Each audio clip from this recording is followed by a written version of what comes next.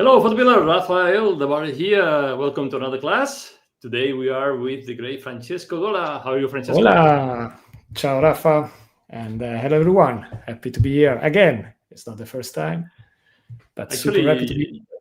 you were the last time we did it in English. It was with you. So congratulations. Cool. Come Cool, back. cool.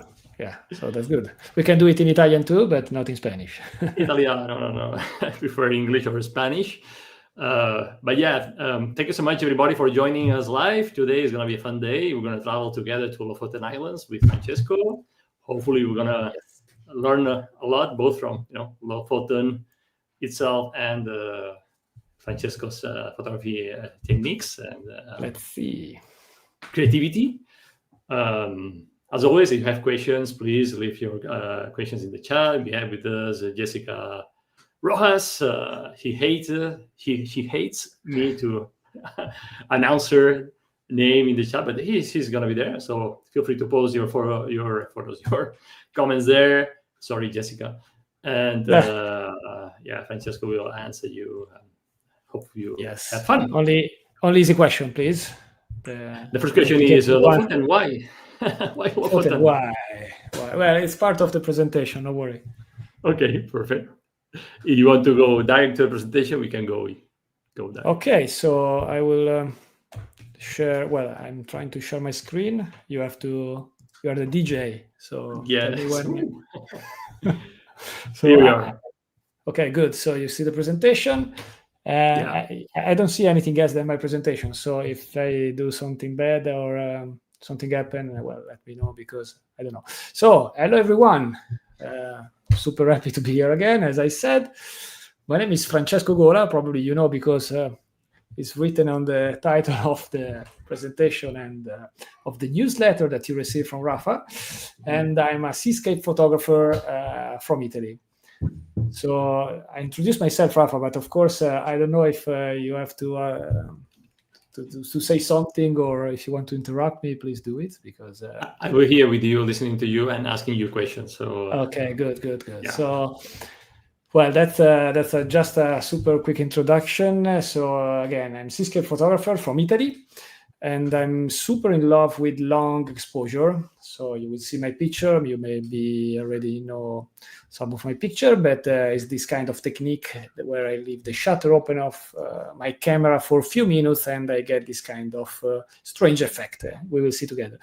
I love photography, but I also love education. And that's why one of the reasons why I'm here with Rafa, because I really love to share what I know. And I hope that this evening I will be able to share some of my knowledge about this amazing place that is the Lofoten Island. I'm, of course, again, pineapple pizza. So if you are a pineapple pizza lover, this is not the place for you. And I will do like Darth Vader. And someone wrote in the chat, I saw before, that he was drinking coffee and milk in the afternoon. If it's not a cappuccino, it's good, because if it's a cappuccino, it's really bad. I love technology. I super love technology. And, well, my gear, we will see it later, is not that important. But right now I'm shooting with a medium format camera and some filter, a tripod, and everything that is needed for, let's say, long exposure and landscape photography. So again, when I'm not here to share my things with you, I travel a lot in the world, especially in some iconical and beautiful location where we have the sea, of course, and a bit of spam, just 30 seconds of spam. That's my website. Well, you can find there my picture, of course, but I want to share this also because there is a blog section where you can find a lot of articles about the topics that we will discuss more or less this evening. So there are deep dive in some topics like weather, long exposure, and blah, blah, blah. And of course, you will find my workshop if you're interested to join. And last, it's a promise, last spam is that if you want to have some nice picture, it's my new 2026 calendar is out, and is a nice way to get like some nice pictures and of course to support me. And you will find also inside many pictures that I will share with you this evening or today, where you are. So let's go back to the topic, Rafa. Fantastico. Your Italian is way better than my Spanish and probably English. But so the reason is, we are here to try to answer this question. So why are the Lofoten Islands so cool in winter? Because that's the main subject of this evening. Well, actually, I tried to answer with this picture because I feel that there is everything that can answer to this question, let's say, because well, you have like snow, maybe you have the sea, you have mountains close to the sea, you have great colors in the sky. So if you like or not this picture, of course, is up to you, but I think is a good answer to this question. So I think, Rafa, we are over. Thanks for coming. No, just kidding. That's just the beginning, don't worry. So yeah, why the Lofoten Islands are so cool? Well, it's for a different reason, a series of reasons. But let's check first where they are, because well, for us that we live in Europe, maybe super easy. They are familiar, but not for everyone. So the Lofoten Islands are in the north of the Norway. So there is a red circle there. It's the location of the Lofoten Island, and I live where you see the red house. So it's pretty far, but not that far, considering that it's still in Europe. So quite easy to reach. And well, one of the reasons why it's so cool to go in the Lofoten Island is because they are in the Arctic Circle. So it's formally in the Arctic Circle. So when with your friends and your colleagues, you say, "Oh, where are you going this winter?" "I'm going to the Arctic Circle." So I think it's very cool. And I do all the time. I must say that you're a bit cheating because you're really close to the border of the Arctic Circle. And I'm sure that this line that I draw here is absolutely inaccurate.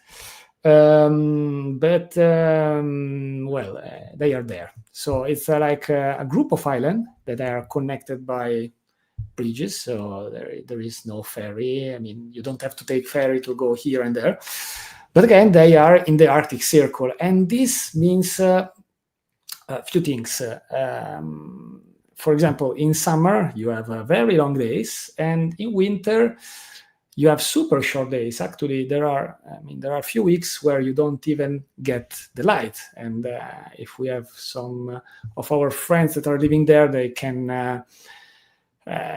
confirm that. But in general, let's say that one of the main reasons why I really love to visit the Lofoten Island in winter is that for a certain amount of time, and let's say it's a time range is between the end of January and the end of March, I feel you can get a really ideal light condition. Ideal light condition, it means that we have the sunrise and sunset at a very reasonable time. I mean, the days are short, so you can wake up late in the morning, you can have your cappuccino, your croissant, and you can go shooting. And then the sunset can be really early in the afternoon, so you have a lot of time to rest, and of course you have a lot of darkness. It's not the topic of today, but of course in the darkness, and in the Arctic maybe you can get the northern light, so that's quite good. But the thing is that for daytime photography, and we are here for that thing, one of the characteristics is that as you are in the Arctic Circle, the sun path is not like the one we have like here in my village in Stradella or in Madrid, but the sunrise and this stay, let's say, at an elevation that is quite low in the horizon. So in that amount of time, in that range of time, so between the end of January and the end of March, actually the elevation, the maximum elevation of the sun is around 25 degrees. And this means that when you have, that when the sun is quite low and close to the horizon line, is the moment when you have let's say the best light. So during sunrise and sunset. So basically, it's like having a way longer golden hour. So here in Italy, in summer when you have a sunrise or a sunset, or in winter when there is sunrise and sunset, the good light is lasting, let's say, 5 minutes, 10 minutes if it's a good day. In the Arctic Circle, it's completely different. It lasts hours, but literally hours. And for a photographer, of course, it's like a dream, absolutely a dream. And then, of course, it's not only about the light. A lot of it's about the light, but also the weather. So, as I wrote here, the weather is quite dynamic. And to say dynamic, it means that it can be super cool and super bad at the same time. Because, of course, in the Arctic, the weather can be really challenging. But, you have a lot of chances of changes. So you may have sun, you have rain, you have snow, rain again. It can be something really dynamic. And this is cool for photographers because, of course, we want to have the perfect weather all the time. But when we get bad weather, we have good chances that it will last not forever. When you get a huge storm, maybe it's different, but it's good. But so if we say that between the end of January and the end of March is like the dream month to be there, there is a super short period every year where you have the endless golden hour. So that's really like the Valhalla of landscape photography, because you have sunrise, and then the sun stay, let's say, with an elevation below 3 degrees, and it's set like 4 hours after that. So basically you have a golden hour that is lasting 4 hours, 4.5 hours. And that's incredible, because it means that what you usually have to do in 5 minutes, you can do in, let's say, 4 hours. And this is happening, of course, not all the weeks of winter. But for example, here you have a chart where you can see what's happening on the 21st of January, for example. You have the sun, the maximum elevation is 2.5 degrees, basically. So the sun is coming up. It stays super low for 4.5 hours, basically, 4 hours, and then it sets.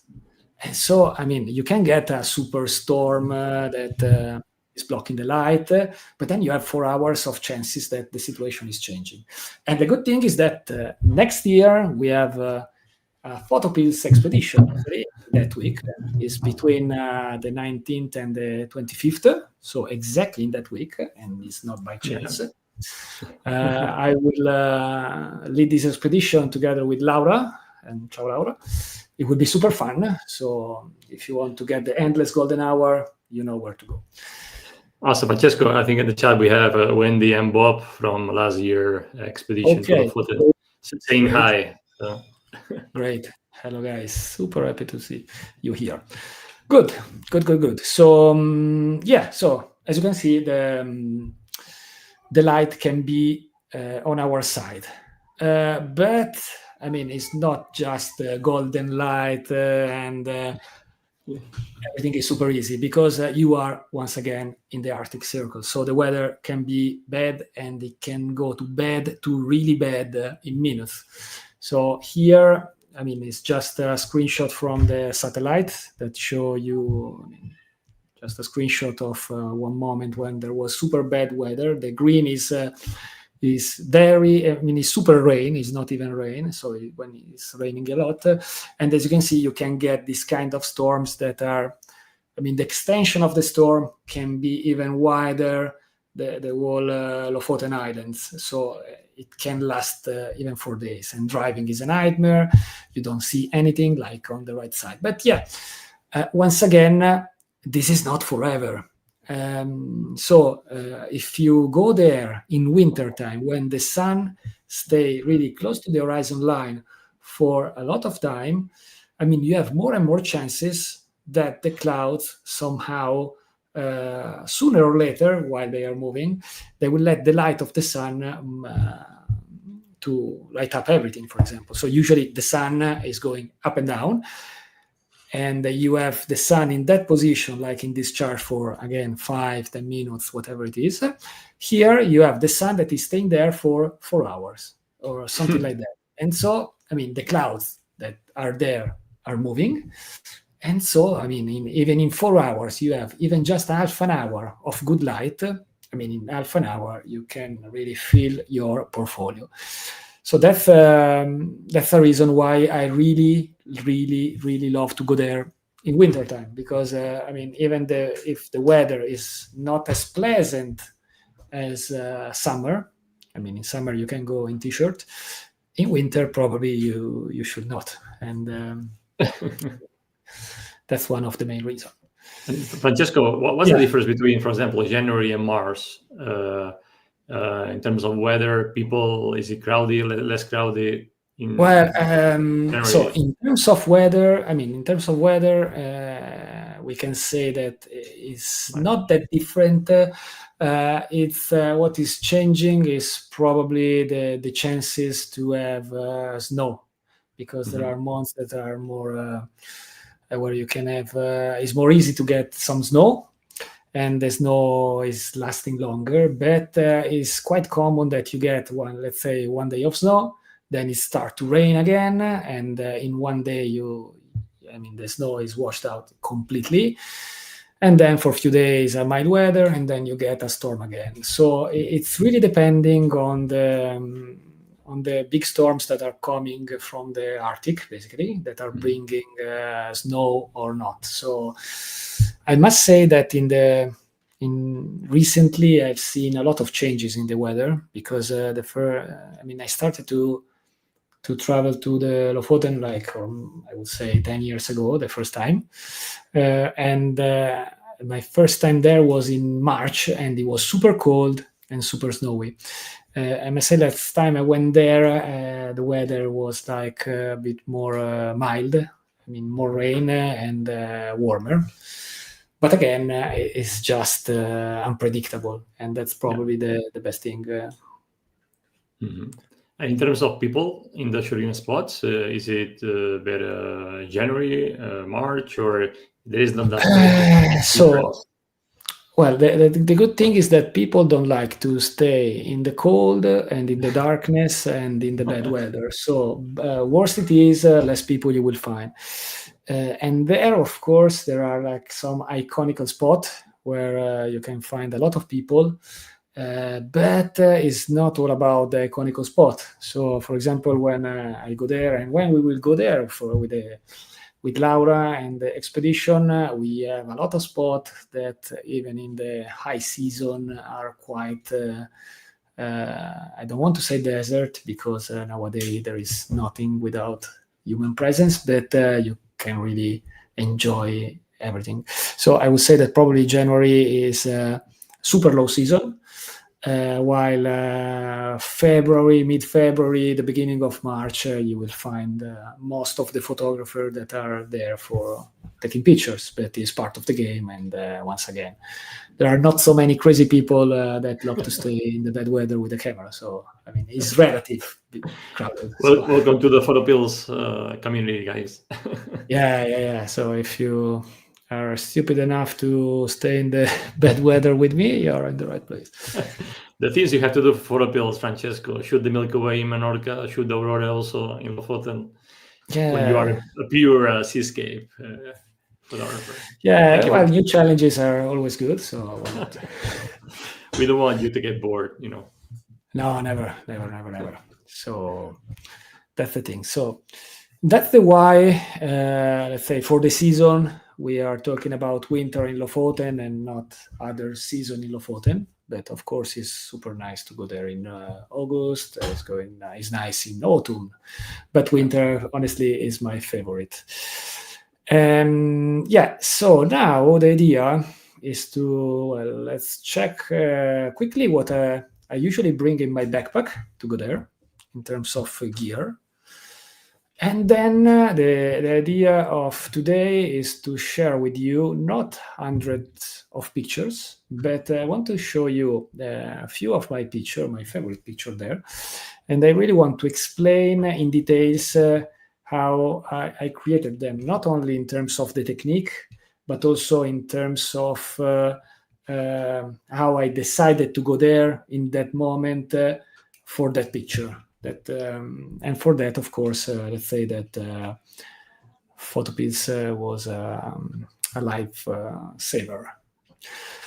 Awesome. Cool. So let's talk about gear. I mean, this is my, let's say, usual chart. It's the same chart that I always use for this kind of part of the talk, because I'm not changing the gear quite often, let's say. And actually I feel that is not that important, because we are in the moment we are recording this video is 2025. The technology is great. Every camera is capable to do what I'm going to share in minutes. But if you want to check on my backpack, you will find a camera, of course. Right now I'm using a Fujifilm GFX camera that is a medium format camera, because I love to print, and I love to print big things. That's the main reason. And also because of the sensor, of course, is super great. Lenses, in terms of lenses, I'm a wide angle gang, so I love wide angle lenses. Usually I take my picture between 18 and 21 millimeter. Right now, so I'm using a lens that is in full frame equivalent is 16 to 28 millimeter. I say full frame equivalent because, again, it's a medium format and is a 20 millimeter to 35 millimeter. The tripod is essential, and is essential also, even if you don't go there just for, let's say, long exposure, because once again, in landscape photography, I would say that the tripod is quite mandatory, because if you want to really avoid to get any vibration or not to shake your camera, it's good to have it. And of course, if you do long exposure, it's pretty essential. Remote shutter, most of the camera now, they have like, let's say, digital remote shutter. You don't have to use the thing with the cable, but for the old school people like me, last year I was using, a couple of years ago, I was using a D850, the Nikon reflex camera, and you have to use this kind of gear in order not to touch the camera.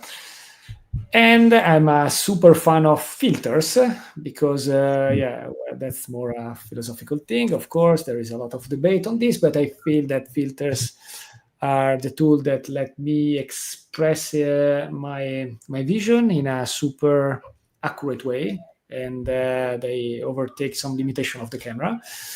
And I really prefer to spend my time in the field and not in front of the screen of the computer. Of course, post-production is essential. I spend a lot of time in post-production, but I really love to struggle in the bad weather. So that's why I use filters. These are the three family of filters that I'm using, and we will discuss. I will show how to use them in every picture that I will share with you. But basically, I use these three filters. The first one is the ND, the neutral density. And basically, it is a filter that we use to reduce the amount of light that is hitting the sensor. And so in this way, we can extend the shutter speed. It's the one that you use if you want to create long exposure picture. Then we have the GND, that is the graduated neutral density filter. That is like that thing that you see in the screen here, in the chart here. And I use it to balance the exposure, because we will see in a second that for the camera is not so, for our camera, it's not easy to capture the details in the same way we see with our eyes. And the polarizer to remove the reflections. Again, that's something that I already said probably, so why the filter? So first of all, I really love to use filter to stay in the field. I want to maximize the time I spend in the field to create my picture. And not all the effect that you get with filters can be reproduced in post-production. For example, the ND filter, the neutral density filter, to create the long exposure, you can't recreate in post-production. You may say that you can recreate it by, let's say, taking 200 pictures and then blending them together. Apart from the fact that you will not get the same effect, you are also compromising the shutter of your camera, maybe. So if you like long exposure, an ND filter is really recommended. Then the polarizer is something that you can't reproduce in post-production, because either you remove the reflection in the field, or you can't recreate what is under the surface of the water in post-production. Yes, with AI you can fake whatever you want, but then it's not the purpose of taking 3 flights to go there in the Lofoten Island, maybe. And then once again, the graduated filter is to let the camera see as I see the scene, because the camera is not capable to get the details in the dark area and in the bright area at the same time. When you use this filter, you basically put the sunglasses in front of your camera. That's a real life example. That's a picture taken with a mobile, but it's like the same thing that will happen if I use a real camera. And the camera is not capable to get the details in the lighthouse, in the beach, in the sea, and in the sky. So if you expose your picture for the dark area, the sky will clip. You don't see any details. When you use this kind of filter, basically, you cover the bright part of the scene with something that is, reducing the amount of light that is hitting the sensor, and so you can see the details. And so, like in this case, you can see the clouds, and that's the graduated filter. And then, once again, the polarizer. That's a real-life example of the use of polarizer.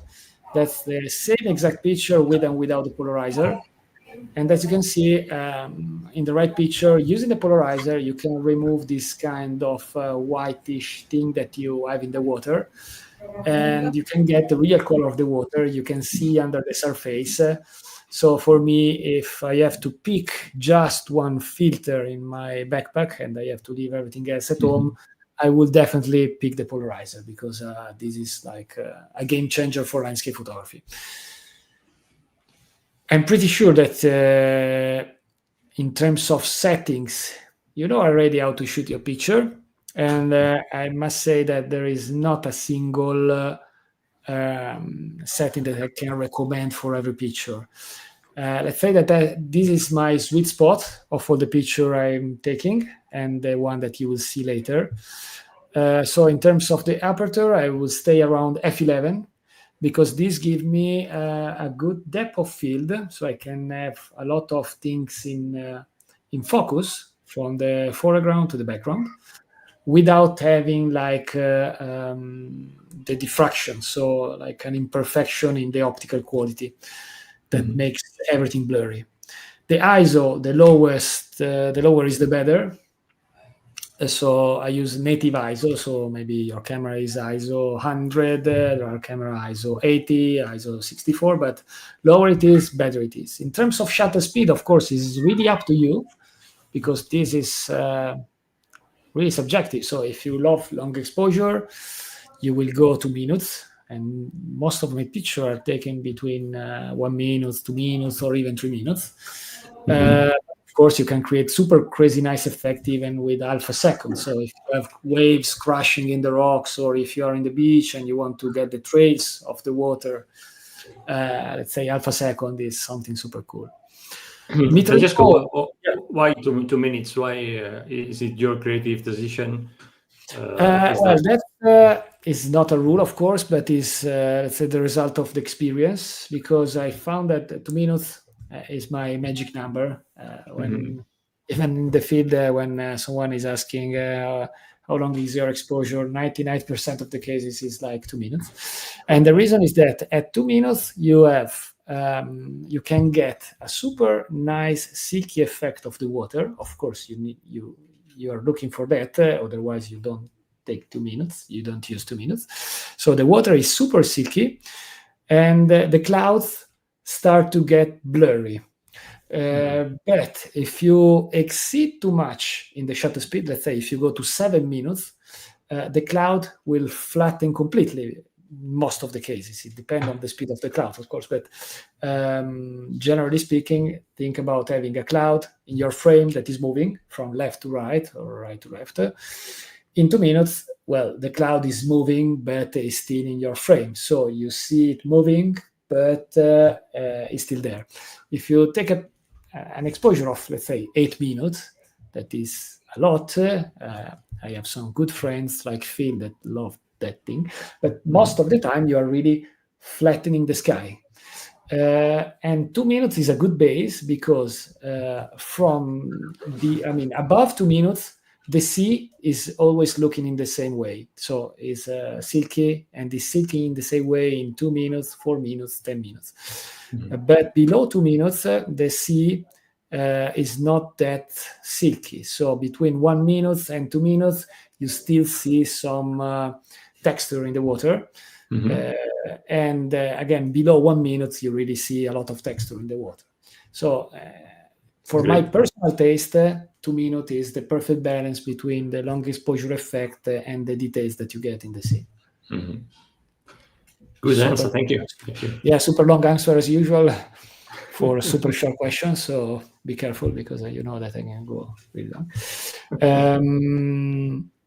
So metering mode, I use metrics. So the metering mode is how the camera is understanding the light in the scene. So metrics, it means that is trying to understand the average light in the scene.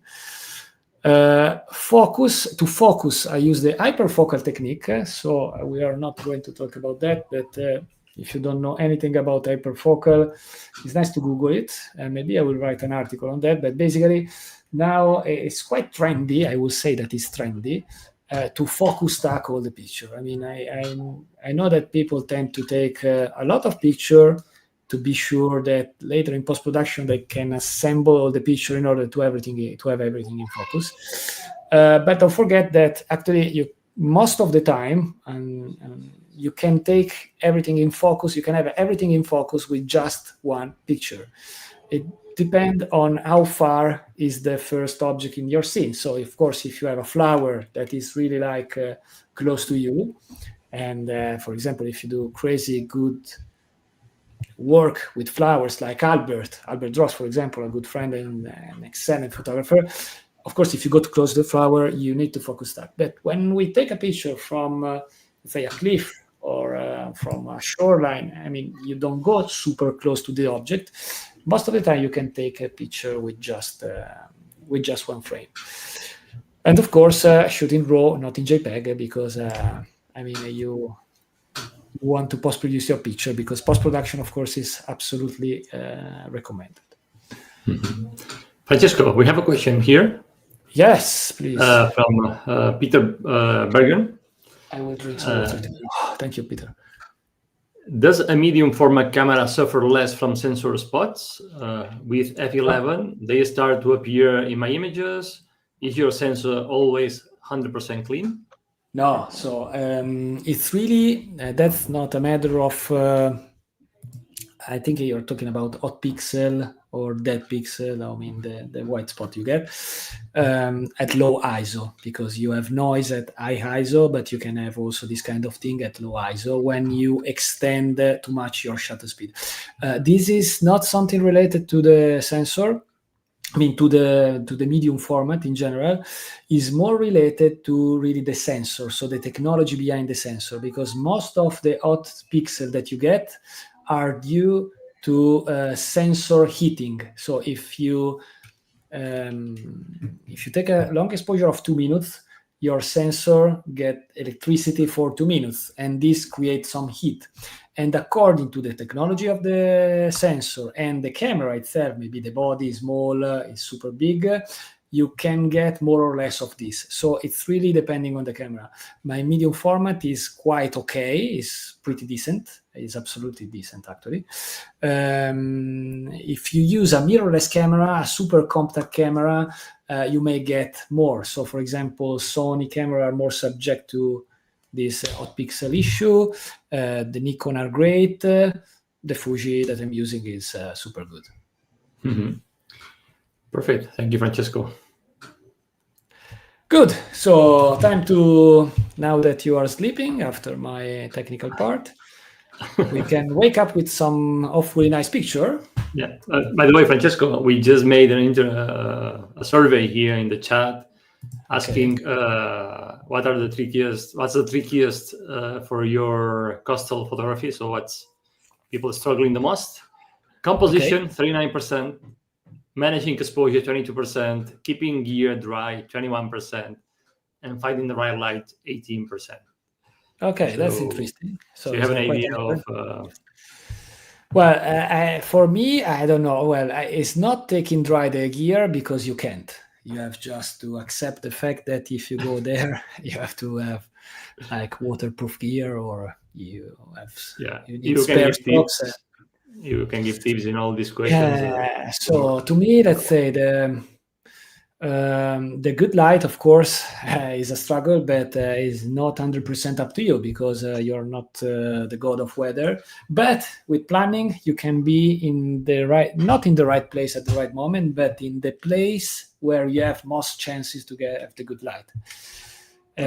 So I don't struggle for that because when I go to a place, I know that my planning was with a reason, and I'm showing now the planning.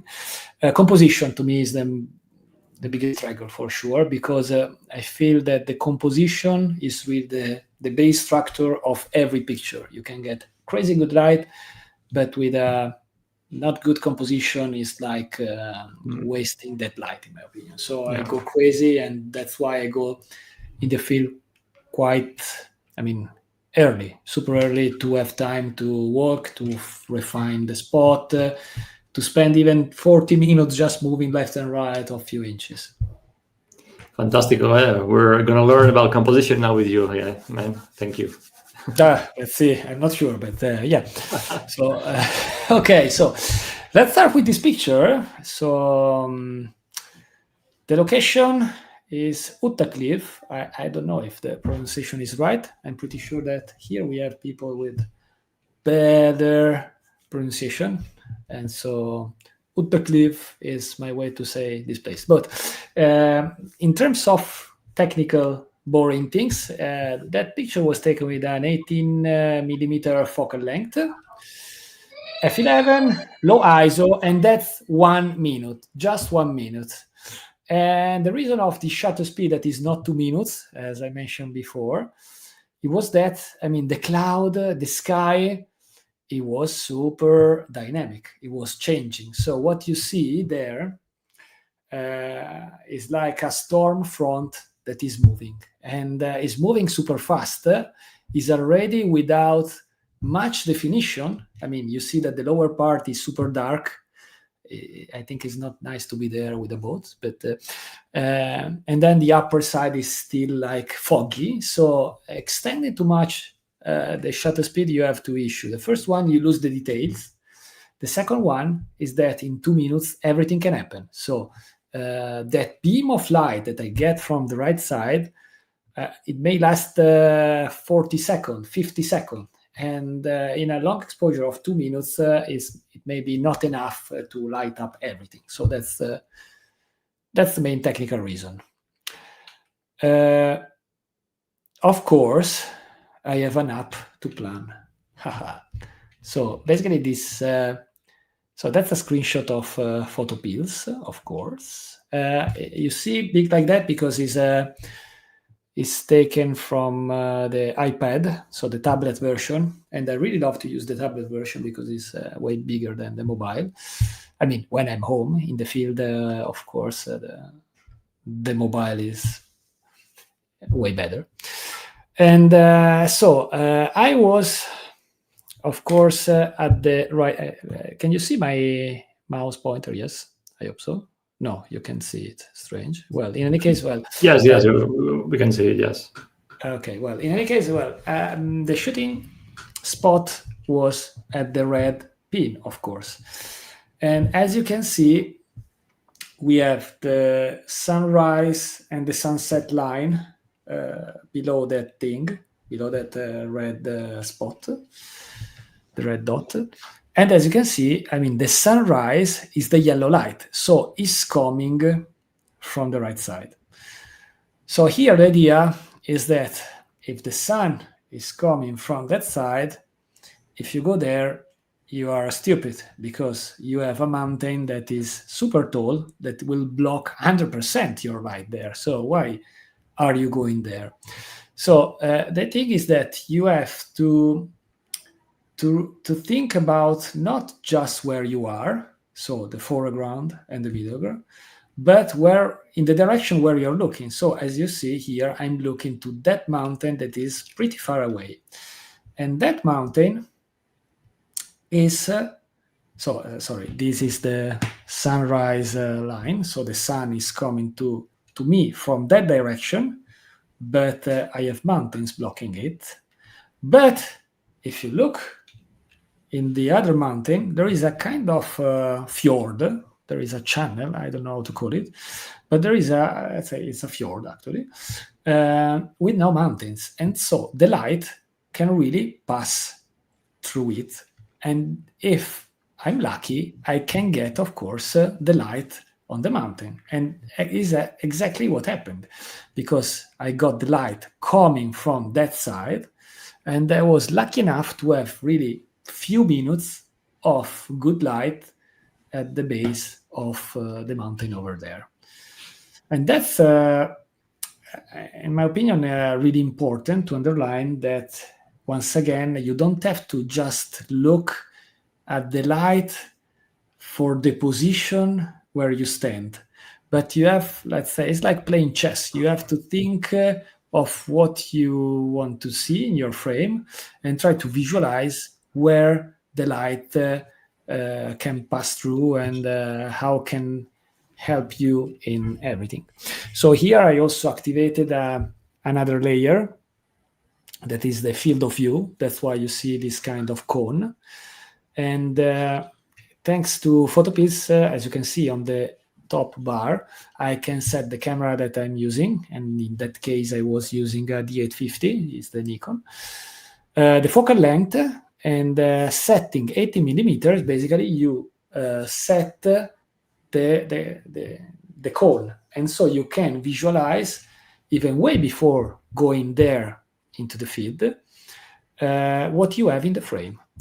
And so here, already before going there, I knew that I had the chance to have, let's say, on the right side, the coastline, in front of me, the mountain, and on the left side, the open sea. And so, once again, this was the result of the planning. Of course, it's not that all the time the planning will succeed, but once again, I feel that if you don't plan, you rely only on luck and on good chance. If you plan, you maximize your possibility because you decide according to reality. Here I want to say that understanding the weather is essential. I feel that if you know your camera, if you know how to use your camera, and you are in the Lofoten Island, you are at the 50% of your job. Because if you don't understand the weather, if you don't read the weather, you can really struggle there, because you need to understand when is the moment to go in the field and when is the moment to stay in the spa of the hotel, for example. So, that picture was taken when on the satellite I was seeing something like that. And as you can see, we have like, I hope it's easy to understand, but we have the Lofoten Island. Me is the red spot. And as you can see, you have this kind of green patches. So these green patches, as is written, are storm cells. So it's not anymore like we have seen before, like a huge patch of green that is moving, so a huge storm that is coming in.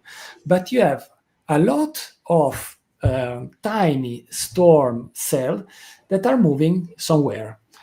And that's really an ideal situation, because you know that if you are under one of those, it's raining or snowing crazy. But as their extension is really limited, and as the wind is moving them, that situation will last for 10 minutes, half an hour, 1 hour, but then you will have a break from one cell to another. And when you have that break, is the moment when you take this kind of picture. So that's why it's essential to understand the weather, because it can help on deciding the right moment of going in the field. A practical advice is that, once again, when you are under one of those storm cell, it's really like the hell, because it's super raining or super snowing. So you feel that you are in a storm that will last forever. But you know from your satellite that it's not like that. And when you start to see the clear sky and you see maybe the next storm that is coming, like in the short video that I show you now, you know that is the time to go in the field, because it's not yet over the storm, but it's not strong. It's not so strong to force you to stay in the car, but it's not yet good to go in the field. But when it will be good, you will be in the right place. And as soon as the new storm is going to step in, you will be at the right place in the perfect position to take your picture. So once again, weather conditions are really crucial, and understanding the weather condition is absolutely mandatory. So that's why I'm really focusing recently in the weather and the study of weather. And on my blog, you will find a lot of articles about this with practical tips. But that's the thing. And that's the picture again. Yeah. Francesco, question before you start explaining how you took this shot. Yes. We have a question from Dave Dilap about this shot, and he says that in this photo you are very close to those stones, yes, but you were still able to use that focal distance to focus and did not need to focus stack. Yes, correct. I will show you in a couple of minutes, because I have the video of me while taking this picture. So my strategy is always to stay at a distance that is far enough. Consider that the hyperfocal distance for an 80mm lens at f11, that is the combination that I was using, is more or less around 1 meter. And 1 meter is nothing. So my arm is probably more than 1 meter. No, I don't think so. But so 1 meter is really close. And remember that with a wide-angle lens, what is close, it looks closer in your picture. And what is far, it will look smaller. So even if you think that here is really, really close, it's just because of the distortion effect that the perspection, I don't know how to say it in English, probably, but the perspection effect that you get with this kind of wide-angle lens. So f11, 80 millimeters, you are around really 1 meter. You can check the tables, but you will see that it's not that much. Nice. Thank you. And I will show you again in the video. Before going there, before reaching that point, the filter that I used, because I want really to show exactly how I use my gear.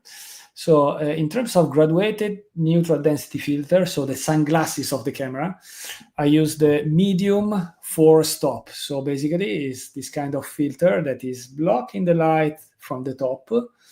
And it's always good, in my opinion, to use it when you have a storm, because the storm will be even darker. So it's like having natural post-production already done in camera. And on the right side, where I had the light, you can really prevent the camera from clipping the light, because you have to avoid at any cost to clip anything in your camera, in your frame, in your picture, because otherwise you will compromise the final result. And the medium, that's the gradation, so it's like fading to transparent, the filter, because I wanted to have like a smooth effect also in the mounting and in the water in the middle ground. In terms of polarizer, the polarizer is a strange filter, because it's not that you apply it to the lens and is applying the polarization effect everywhere. but you have the polarization effect only in a specific area. You can turn the polarizer and you move this area in your frame. I always, 99.9% of the time, I polarize in the foreground because the foreground is where you have most of the transparencies, you have most of the reflection, and you can get the most of the colors and the texture of everything. And as I love long exposure, I use the ND64. A 6-stop filter is my favorite filter. No, well, yeah, I'd say that is my favorite, even if now is fighting with the 8-stop. But it's the perfect filter for sunrise and sunset. So if you want to start these kind of things and you don't know where to start, the 6-stop is the perfect filter, because at sunrise and at sunset, with the light, with the good light, it lets you get, let's say, this kind of 1 minute, 2 minutes of exposure. And that's a real video of that morning. That's Ollie, actually, on the right. She will kill me because I didn't tell her that I was using this video, but that was the real situation. And as you can see, it was absolutely spectacular, because you can see that storm approaching to you. But once again, if you check, let's see if I can show you again. I don't know how to stop video, but you see at the right side, you have the sunrise that is blocked by the mountains, but you don't care about that because you don't want to have the sun in the foreground. Well, it would be a nice thing, but you are there to aim to get the sun on that mountain, and it happened. Of course, safety first, because your life is absolutely worth more than any picture. And so here are a few suggestions in order to get the most of your picture without having any trouble. For sure, check the tides, because tides can vary the level of the water, and maybe when you go to a spot and you think it's safe, it will not be, because maybe the tide is rising, and then after half an hour you are under the water, and so maybe you don't have a safe way back. And interesting, Francesco. Tides are coming soon in PhotoPills. Yes, Herman, are you here? Herman, look at me. I think he's not. Yeah, good for him. Then once again, I'll show again the video if I can. Yeah. And here you see I'm close, but not that close to the rock. You see, I'm like 2 meters from the foreground. And I can take in one picture, of course. No need to focus stack, really. If you don't have a flower, don't stack. But the great recommendation to me is the number 3: spend some time observing where you want to go. So if you go to a place and you know that the tide is receding, so it's going away, and you see a dry rock, that's a good hint that that rock will stay dry for a while, also later. But spend some time for checking at the sneaky waves, because every 5, 7, I don't know, there is the magic number that I absolutely don't know. You can get bigger waves. So even if you think a place is safe, spend 5 minutes to check if you get waves over there. Wear crampons, the kind of spikes under the boots all the time, even if you don't have ice. I will never go to Lofoten without them. Don't panic if a wave hits you. It happens, because you can plan everything, but of course Mother Nature decide that you have to go home wet. If you get a wave, don't panic, don't start to run, don't jump. Just try to stand still and not to fall. Again, your life is more important than your camera and then your picture. As you see here, I don't have my backpack with me. I decided to have it in a safer position because I have my filter with me, my lens is mounted, so I want to have my backpack in a safe position, both for not having water on it, but also because if you stand in a rock, having something heavy on the back can unbalance you, and it can be bad. And bring spare socks, because there is no way that you're going back home with dry socks. So good to go home with dry feet. Good. Good. We have Rob in the chat that he says, if you don't get wet feet, you didn't get the shot. Yeah, well, my quote is, if you're not wet, you're not close enough. So let's say, Rob, it's almost the same. Happy to see you here. That's Rob from PhotoPills camp. He's been in the camp like 3 or 4 times. I don't remember now. Yes, Rob. Hi, Rob. Like part of So let's move to another place, another storm, another crazy condition. Here we are in Unstad.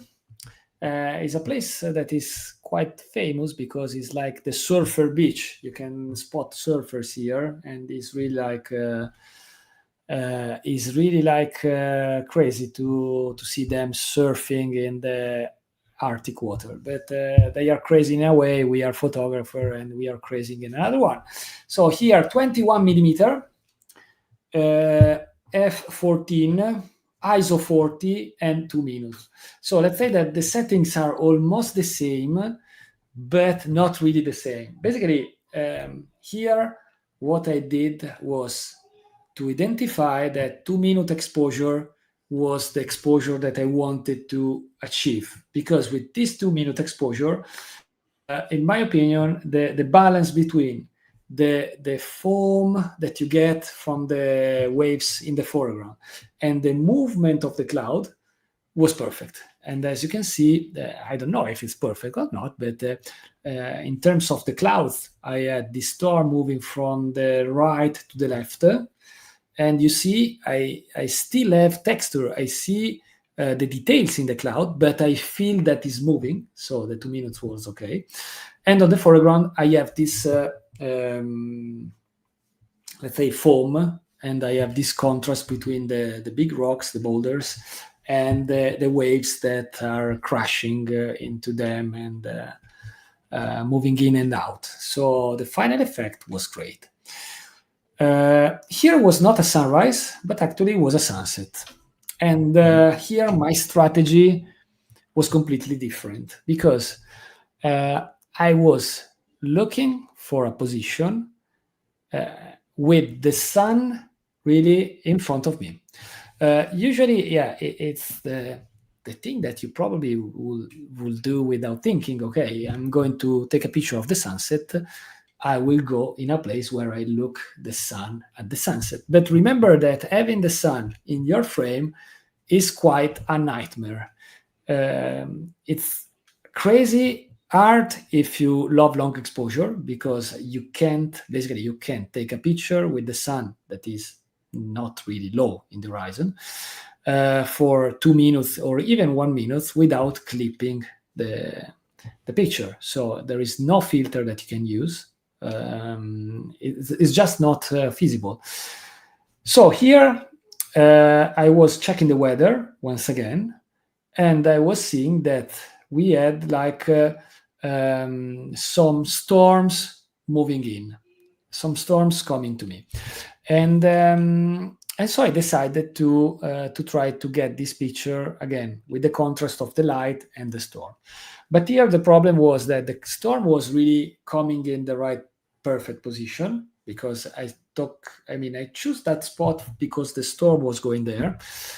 But again, I had the sun in front of me. So the strategy here was to find a spot where the sun was somehow protected, was covered by the landscape. And actually, as you can see, already with PhotoPills, I could spot that at the sunset, the sun will be at the sunset and even before the sunset, the sun will be covered by a mountain.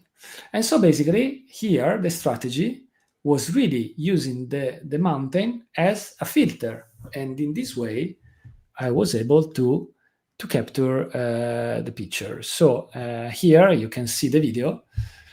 And basically I used that mountain in order to cover the direct light of the sun, but of course hoping to have the storm on the right side and some color in the upper part of the clouds because the sun was somehow down there. And actually, I would say that worked pretty fine. Or in any case, let's say that's the result that I got. That was, to me, really, really nice, honestly. Very nice shot, Francesco. Very nice. You. We have a question from Anders Carlson. Do you use the camera histogram in doing your settings? That's I love this question. Thanks. I didn't pay you to make this question, but I will do, because that's the best question that you can ask. So the histogram in the field is your best friend. So 100% all the time I'm taking a picture, I check the histogram.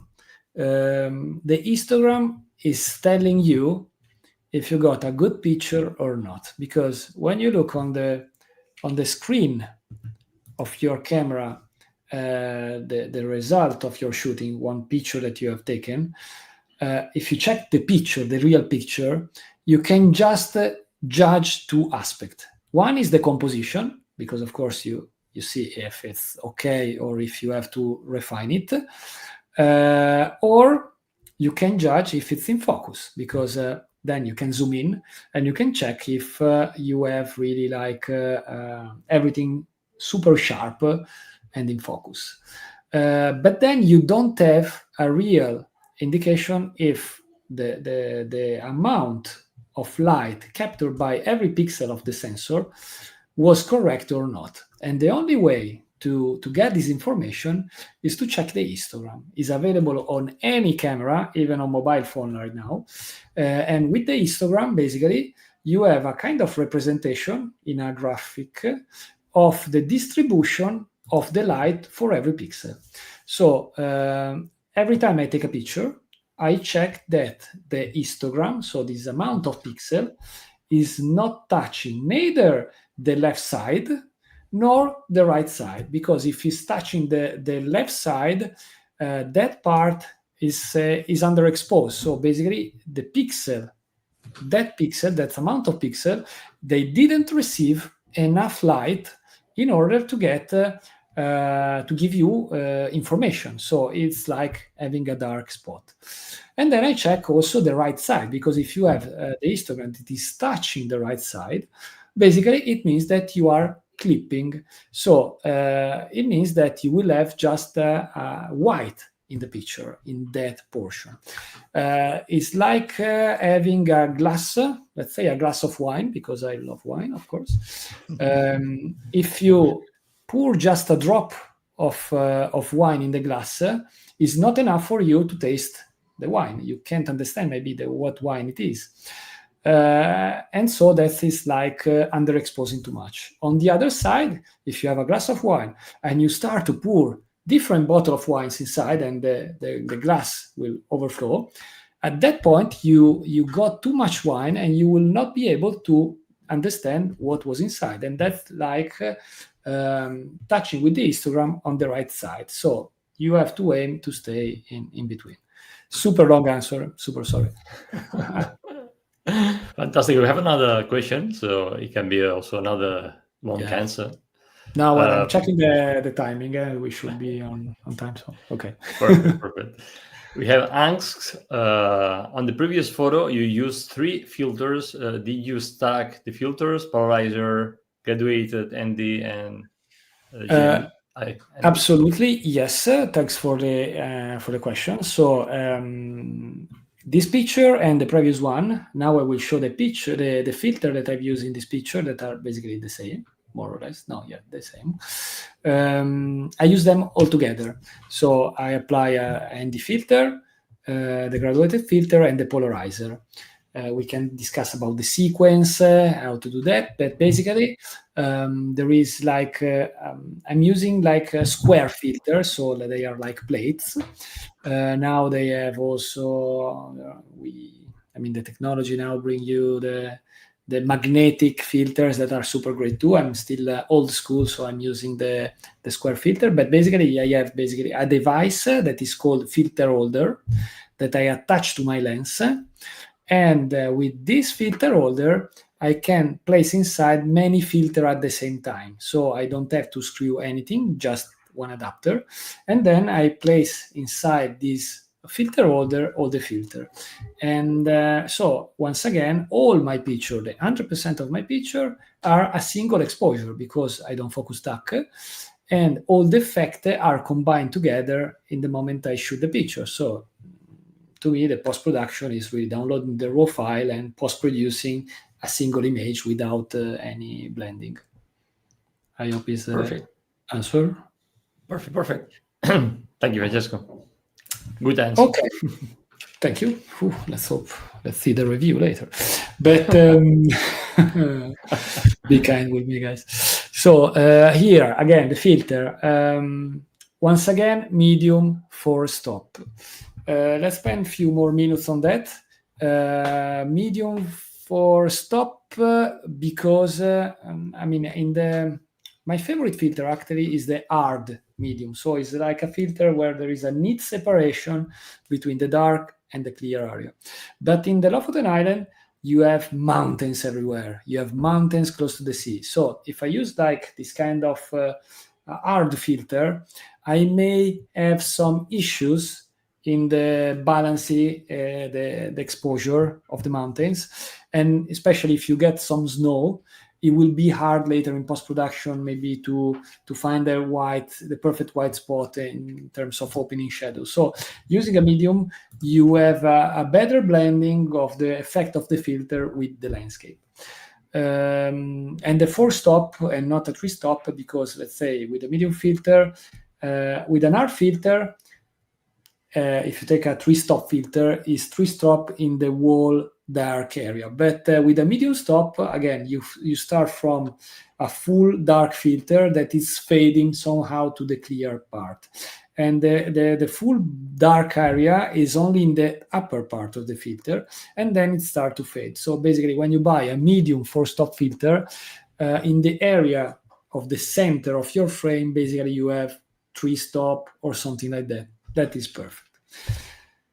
Polarizer, once again in the foreground here, especially on the right side. So I was able to really remove all the contrast and to get the most of the light that it was coming from the sky, the reflection, without having the whitish thing. And here, as the light was a bit more intense than before, than the previous picture, and as let's say I really wanted to reach 2-minute exposure instead of 1, I used my actual favorite ND filter, that is the ND 8 stop. That is just a bit darker than the other one. And that's the final result. Nice. Let's move to this picture, because I want to show you, I want to try to teach you a super cool things that, you may already know. You may already know by experience, but actually is a fact, and you can use it for your advantage when you are shooting your crazy good seascape picture in the Arctic Circle. So this picture was taken at Myrland. My pronunciation is improving picture after picture, no? So I want a good review only for the Myrland. Settings. Once again, more or less, we are in that range. So 18 millimeters, because I want to embrace most of the landscape. F11 to get the depth of field that is enough to get everything sharp in one picture without focus stacking. ISO 31. This was really low ISO. It's like a reduction of the base ISO of the camera, and 60 seconds. Once again, because actually probably 2 minutes was my favorite. It was my original idea. The problem was that this storm was moving so fast, so I was not sure that in 2 minutes I will not get everything flattened in the sky, because already with 1 minute you have a lot of blurriness in the sky.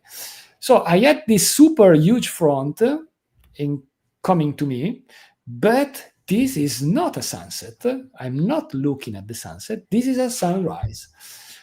And here I applied a couple of let's say, tricks. The one is what I call, that's the way I call it. So take it as it is, because I'm not sure it's really a rule, but it's the Frank rule. So it's the rule of 7 degrees. So basically, keep in mind that when the sun is in an elevation that is lower than 7 degrees, and you can easily spot it on PhotoPills. Here you can see on the bottom part of this chart the sun pattern. You already see that is super low, but on the, let's say, on the right side, you see that on the sun detail, you can see that here the sun was 6.42 degrees. So when the sun is below 7 degrees, basically you always get you always is a big word, but there are great chances, is the ideal condition to get warm tones interaction when you have low clouds or big storms. And so basically below 7 degrees, you have interesting light. And if you mix this light with big storm, you can get really nice effect like this one, especially when you play with backlight. So backlight, it means that instead of looking in the direction of the light, you expect the light that is coming from your back. So basically you look in the wrong direction.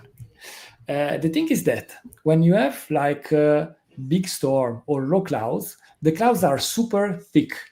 And the fact that they are super thick means that the light will never be able to pass through the clouds. So if you stay on the other side of the clouds, you will have like a gray wall. And even the picture of before, with the side light, you saw that the storm was approaching, and the light on the other side was not able to pass through the cloud. But if you stay on the backlight side, you can get something like in this video that is on the right side here. So with the sun below 7 degrees and with the backlight, if you're lucky, of course, but once again, if you have a sunrise of 4 hours, you may have a lot of chances to be lucky, you can get good light. And so that was absolutely exactly what I got here. So backlight. I saw that a storm was approaching, and of course on the other side where the sun was rising, I saw that there were no clouds. The sky was almost clear. There was good chances to have a clear sky. And so instead of going to a spot looking in the direction of the sun, I decided to bet on the fact that somehow the storm was moving fast enough, but not too fast, and the light was finding a path to hit the cloud. So here was exactly like this. So with the PhotoPills, I was able to identify one of the best spot for among the one that I saved on my mobile for the situation, and so I was able to really to get the color of the clouds.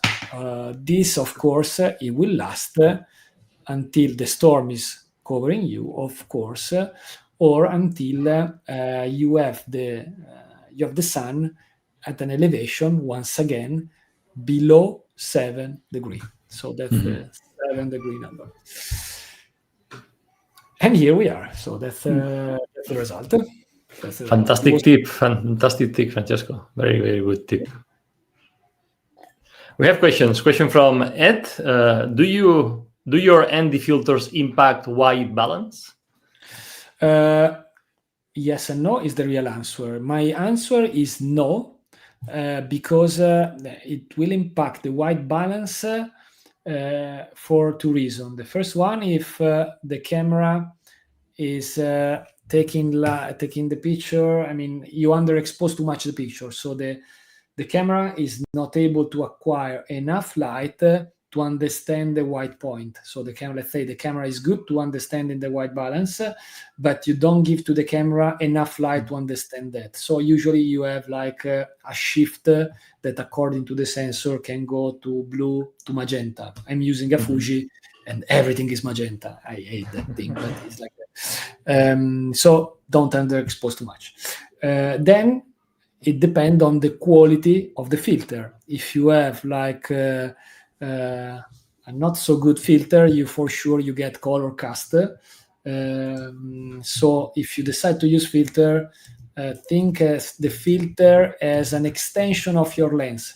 So if you spend $3,000 for your camera, $2,000 for your lens, and you buy a $10 filter, you are ruining your picture to save on a optical element that is affecting the quality of your picture. So few filter, but good quality. Nice. Very good. Thanks again. More questions. Here we have Jim Thompson with a question about PhotoPills. Are you ready? Yes, I'm not sure because, but you are the boss, so you know to answer, but let's try. Okay, I'm ready. How to get the lens angle view on PhotoPills map? That's easy. So I know by heart because I always do. So let's check this. Once again, I don't know if you can see my mouse pointer. Yes, okay. We can see it. So here on the map, I think it's here, Rafa, correct me if I'm wrong, but you have this layer bottom. There are these kind of two sheets. I mean, if you press there, you access to the overlay that you want to have on the map. You should find one. I will check right now in the app. I'm not sharing the app, but it should be POV, point of view. No, FOV, so field of view. Is under map tools. So if you press that button, that thing, you will have a section called map tools. By default is set to none. The second one is FOV, field of view, and that's the one that you should use. Perfect. And that's great because setting again your camera and your lens on the top, you really get the cone of what you can frame in your picture. So it's like a great way of planning. That's great. Good. Perfect. Thank you. Okay, so let's move. We are on time, unbelievable, but let's move to the filter I use here, and let's move to the last picture then. So here, once again, no, not once again, because here I use my favorite filter. So this is the hard 3-stop filter. That's the filter I use, let's say, when I'm not in the Arctic. You see, it's cool to say when I'm not in the Arctic. Yeah. When I'm in front of the sea, I usually use the hard 3-stop filter. Here I decided to use it because, again, I had that mountain on the left side, but it was really a small portion, and there was a lot of snow, so I knew that I could get some good light on that. And in order to get really the storm in the right way, I decided to use this filter, knowing that in post-production, I had to recover some shadow from that section. Polarizer here, super essential, absolutely mandatory to use it in the foreground, because now maybe you was not looking in that point, but later when I show you the picture for one last time, I will show the details. Here, removing the reflection, you can see all the layers of the waves coming in and out in the minute of exposure. And here, a 6-stop filter, and this 6-stop, it was enough to get the minute exposure that I wanted to get here. So probably if I wanted to get the 2 minutes, I would have had to increase it to a 8-stop filter. But as you can see, nice. I mostly use 6 and 8 filter. Good. So let's move to the last picture. And that's a kind of different picture because, you say, every time you go to the Arctic, you get crazy light, sunrise, sunset.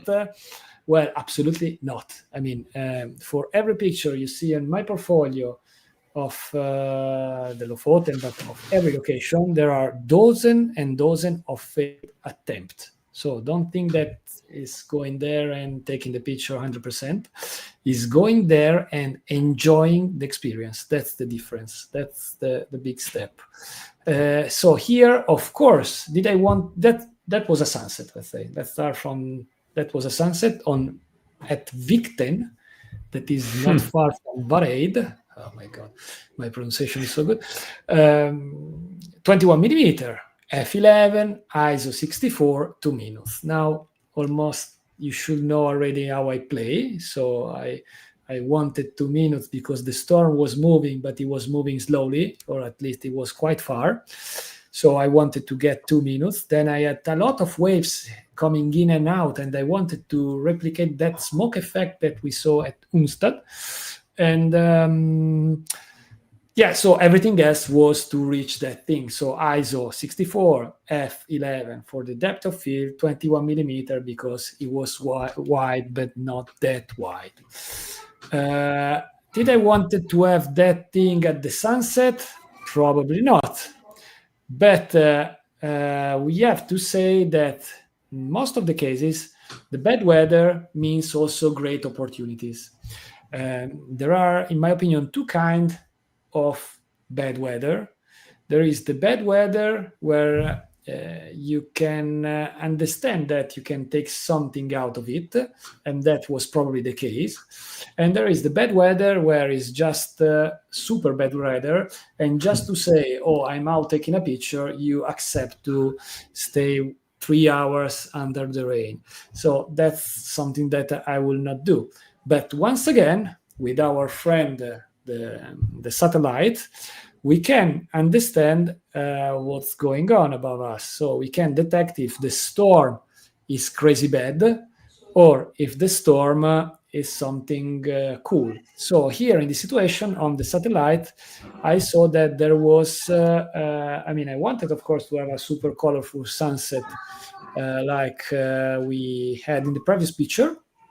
Actually, it was a sunrise, but let's say worldwide.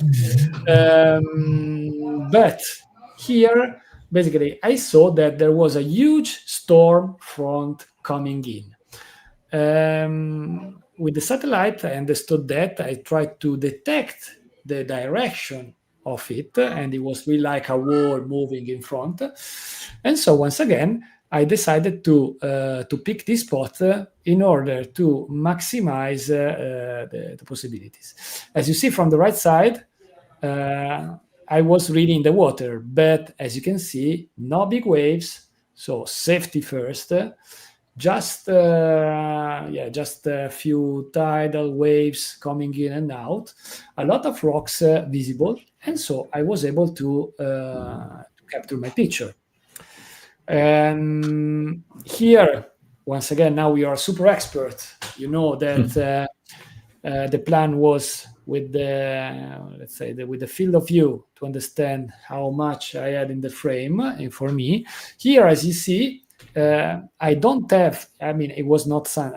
There was no chance to get the sun because once again, this wall of the storm front was super wide. But I was ready to take a picture with the sun out of my frame. And here you see how powerful is this tool in PhotoPills. With the field of view, you can understand where to place your camera in order not to have the sun inside of the frame.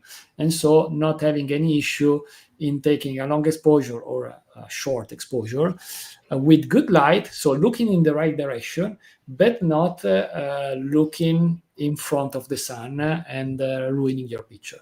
So one day Herman will give us also the layer of weather. Now the shop is giving it to us.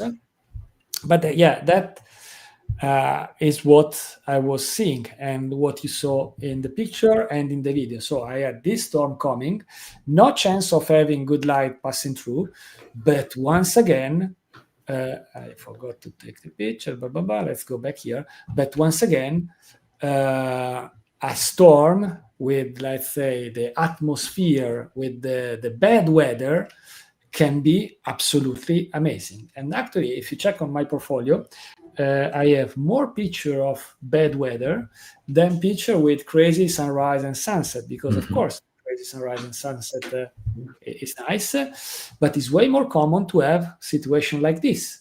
And situations like this are crazy, absolutely crazy good. In terms of filters, once again, here I use the hard filter, so my favorite one, because I really wanted to darken the storm in the frame, and this way was possible to do in a super easy way. Of course, the mountain that I have here on the, let's say, above the horizon on the left side is something that you have to, let's say, recover in post-production with some shadow. But as there was a lot of snow on them, it was super easy because at the end you get really light. Polarizer, once again, in the foreground. Now you know that the polarizer is for the foreground, because I was able to reduce the reflection in the foreground on the rocks. A question could be, but why don't you polarize the cloud to get more details in the cloud? And the answer to this question is that yes, I can do that, and it will 100% work, but I can increase the contrast and the structure of the cloud in post-production in a super easy way, but there is no way to remove a reflection in post-production. So, if it's a window, now Photoshop can do these kind of tricks, but not on our own. So 100% polarized in the foreground. And here, as it was like a lot of light, a lot of reflection, a lot of white, a lot of snow, not really at the sunset, but a bit before, there was a lot of light. So I decided to use a super dense filter, not super dense, but let's say the denser filter I have, that is a ND1000, that is a 10 stop filter. Mm-hmm. And that was the picture. we are almost at the end, and probably, I don't know if we are already late. I hope no, but I wanted to share a couple of. No worries, Francesco. We still have 134 people with us here. So okay, good job. Okay, so they are leaving now. They will go to 50. No, guys, stay here. No, I wanted really to say that. I show you the picture with the snow because I think it's like, of course. Crazy good to see the snow in front of the sea with a mountain there, but Lofoten are not about the snow.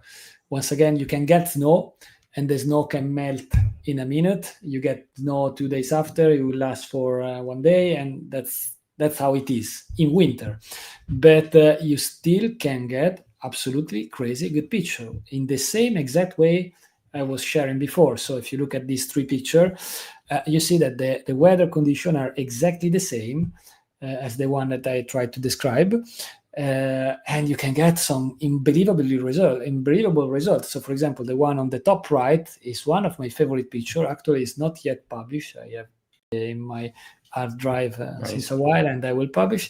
But I had this kind of storm that was approaching, and with the backlight, once again, I had the waterfall orange like the rest of the cloud. So, and why? Because of the rule of the 7 degree plus the backlight plus of the fact that I was in winter time in the Lofoten Island. So don't focus on the snow, focus on the crazy good landscape and the tip to get some nice picture. Let's say that the weather can go crazy bad. And with crazy bad, it means that you are not even allowed to drive there. When the weather is bad, when the Mother Nature say stop, it's good to understand that you have to stop. Don't think that going there, if you go there, you have to take the picture every single day. There are days where you can chill, maybe reading a book in front of a stormy sea, or when the storm is not that crazy, you can jump naked in the fjord like me. But yeah, you will not last much. Many minutes inside the water. Trust me. And that's all. I think that's all. We reached the end. So I gave you some advices today, or wherever it is. And I hope some of them will be useful for you. But the most precious one is this one. So have fun, because again, don't take photography too seriously. Go there to experience something new. Feel the struggle of the bad weather, the frustration of not taking the picture you wanted, because in any case, what you will bring home will be a memory that will last forever. So just enjoy, and you will see that the picture will be the natural consequence of everything.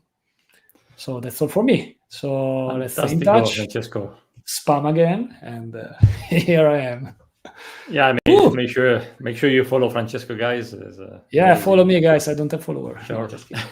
I don't care. But if you have additional question that we can't, I can't answer here because we run out of time, or you are seeing this video maybe in your office instead of working, very good idea. You can write me and I will answer your question. No worry. Nice. And if you want to go with Francesco in the field, you have his workshops available, and he's going to be leading. That will include the PhotoPills expedition in the magic moment of Lofoten winter. I think there are good 4 spots. Yeah, so feel free to inquire that. And we have 3 final questions, Francesco. Good. Please. Fast answers. Yes, for sure. Scott Bartlett, what brand of filters have you been using lately? I think I've tested in my career like all the brands. Right now, since 10 years, I'm using an easy filter. They are just the best. Perfect. Question. That was short, no? Yeah. From Don Minkov. I don't. Do you have a procedure for clearing your camera after exposure to so much salt? After exposure to so much salt in the air or moisture? So that's a very good question. So after every session, it's good to take care of your gear because the salt is really bad for your gear. For filters, just wash them under the water in the sink, just fresh water, and or you just you clean them in the old fancy way, and it's okay. The tripod, every couple of days, have a shower with your tripod, and you need really to remove the salt. It's like a super sexy thing. But really, have a shower with your tripod or clean your tripod, because the salt can really block the quick lock or the clamps you have, so it's really dangerous. In terms of camera, it's a bit more complicated. What I usually do, I try to clean my camera with with wet wipes. So the one that you open from the bag, you clean, and then you let the camera dry. So the most important thing is to remove the salt as soon as possible. Great. And the last question from BV42. Do you have time to tell us how you calculate which ND filter you use? Of course I have time, but I think that you don't. No, so there are nowadays super easy. On the old time, I had like tripod with like curved and with the matte formula and things like that. So nowadays, the easiest way to do it is with PhotoPills, because in PhotoPills you have, of course, it will be impossible to show you, but you have a tool that is called exposure. Okay, so I don't know if you see it. It's somewhere here, and I can't coordinate my finger, but it's there. So if you go there, it's super easy, even if Rafa didn't implement my user interface request.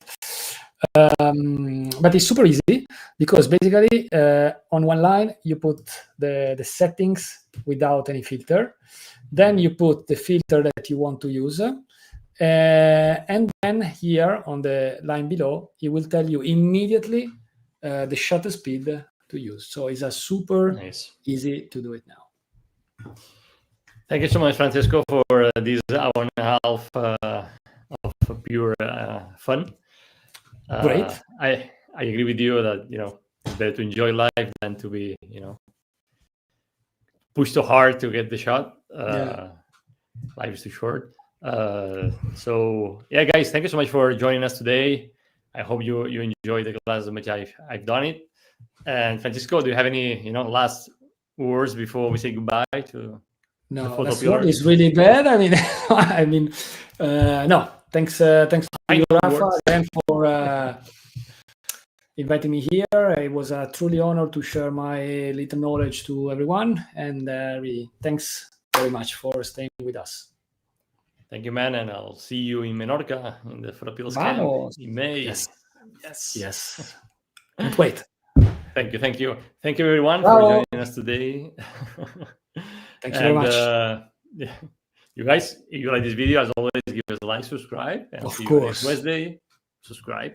I'll see you next Wednesday in another video. And remember that you have the power to imagine, plan, and shoot legendary photos. Bye-bye, and I'll see you next time. See you soon. Bye. Ciao. Thank you, Francesco. Bye. Thank you, Jess.